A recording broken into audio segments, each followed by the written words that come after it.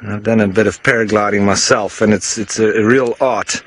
And so we always look to the birds of prey, the eagles and the vultures, and if they're up thermaling, well, you try to mimic them, and that's exactly what paragliders are doing. So these are the expert thermalers and expert soaring birds. I'm wondering if it's hanging here now because of that carcass. White-backed vulture. Very clear, sharp little tip on the end of the bill, enabling it to be able to rip at the flesh, and very often a little bit further down the neck as well, quite bald too, because if they had very thick feather sort of lining on their neck, it would make it difficult for them to exit a carcass, because they'd be able to get in, but then all those feathers would get hooked as they were trying to pull their head out. So little, oh, is he going to take off? There he goes. Wonderful. Where's he off to? Oh, just to the next one. Next branch over there. Come on, turn around and show us your bare patches on your